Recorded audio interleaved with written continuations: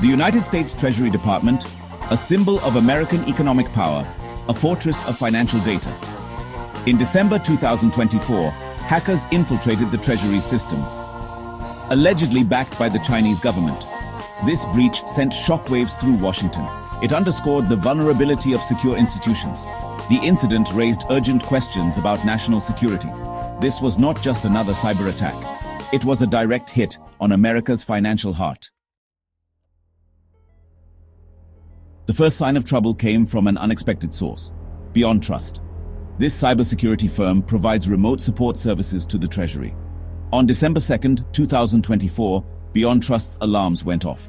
They detected unusual activity within their system. Something was amiss. A closer look revealed a chilling truth. Hackers had breached their defenses. These weren't your average cyber vandals. This was the work of a sophisticated group. They moved with precision. Their target, the US Treasury. Their weapon, a stolen key. Using this key, they bypassed Beyond Trust's security protocols. They gained unauthorized access to the Treasury's network. The hackers exploited a vulnerability in Beyond Trust's remote support product. This cloud-based service, used by the Treasury for technical assistance, became the entry point for the breach. Once inside, the attackers moved laterally, gaining access to multiple workstations. Their targets were specific systems containing sensitive but unclassified information. Beyond Trust acted swiftly upon discovering the breach. They notified the Treasury Department on December 8, 2024. The compromised service was immediately taken offline. The race was on to assess the damage, contain the breach, and identify the perpetrators. The incident sent shockwaves through the cybersecurity community, raising concerns about the security of cloud-based services and the potential for supply chain attacks. The full extent of the breach remained shrouded in secrecy. The Treasury Department, tight-lipped, refused to disclose the number of compromised workstations. What they did reveal was chilling enough. The breach was classified as a major incident. This designation, reserved for only the most serious security breaches, sent a clear message. The damage was significant. Despite the severity of the attack, the Treasury offered a glimmer of hope. No evidence of continued access. They maintained that the hackers' access had been contained, but the investigation was far from over. The damage assessment was just beginning. The Treasury Department, in collaboration with the Cybersecurity and Infrastructure Security Agency, CISA, embarked on a forensic investigation. Their mission to uncover the depth of the breach. This involved analyzing compromised systems, identifying stolen data, and tracing the hackers' digital footprints. The investigation was a race against time, a desperate attempt to understand the full impact of the breach and prevent future intrusions. The classification of the breach as a major incident had significant implications. It triggered a series of mandatory reporting requirements and investigations. Congress demanded answers. The American public, already on edge about cybersecurity, wanted reassurance. The pressure was on to find the perpetrators and hold them accountable. Section 4.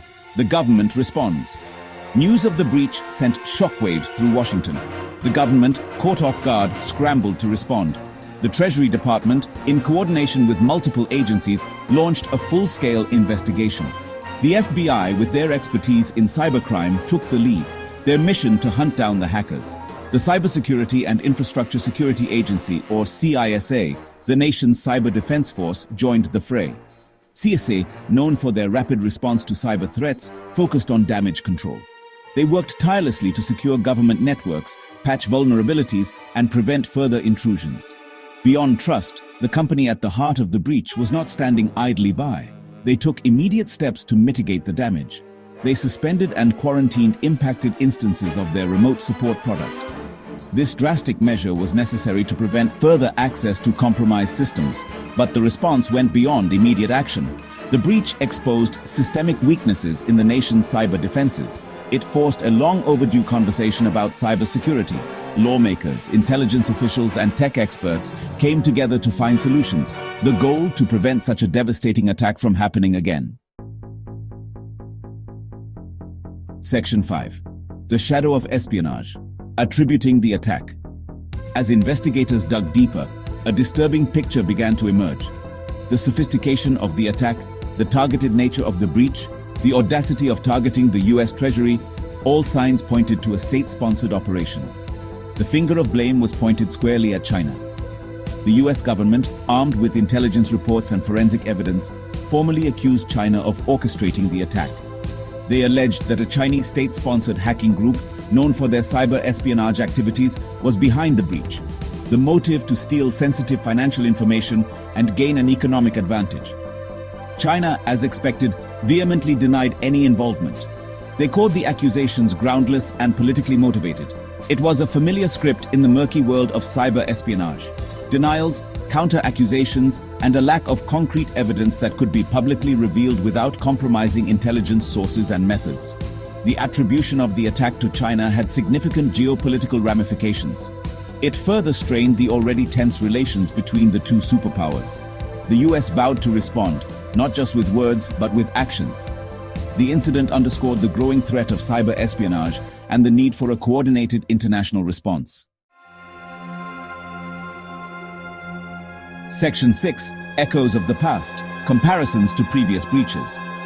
This was not the first time the US Treasury had been targeted by foreign adversaries in cyberspace. In 2020, a massive cyber espionage campaign attributed to Russian hackers rocked the US government. This attack, known as the SolarWinds hack, breached multiple agencies, including the Treasury and the Commerce Department. The similarities between the 2020 Russian hack and the 2024 Chinese breach were striking. Both involved sophisticated state-sponsored actors. Both exploited vulnerabilities in third-party software. Both resulted in the theft of sensitive information. These incidents highlighted a disturbing trend: the growing threat of supply chain attacks, where hackers target weak links in the digital supply chain to gain access to their ultimate targets. The 2024 Chinese breach served as a stark reminder. The lessons from the SolarWinds hack had not been fully learned. Despite increased awareness and investment in cybersecurity, vulnerabilities remained. The attackers had adapted, finding new ways to exploit weaknesses and penetrate even the most secure systems. The repeated targeting of the US Treasury Department highlighted its symbolic and strategic importance. As the steward of the nation's finances, the Treasury holds a treasure trove of sensitive data. This information, if in the wrong hands, could be used for economic espionage, sanctions evasion, or even market manipulation. Protecting this data was not just about cybersecurity. It was about safeguarding national security and economic stability. Section 7. The road ahead: strengthening national cybersecurity. The 2024 Chinese hack on the US Treasury was a wake-up call. It exposed the vulnerability of critical infrastructure to sophisticated cyberattacks. The Treasury Department vowed to strengthen its defenses. This included a comprehensive review of security protocols and increased investment in cybersecurity technologies. Mandatory cybersecurity training for all employees was also implemented. A whole-of-government approach to cybersecurity was adopted. Collaboration with the private sector became crucial. International cooperation is essential to deterring adversaries. Technological innovation, robust policies, and international cooperation are key to protecting national interests in cyberspace.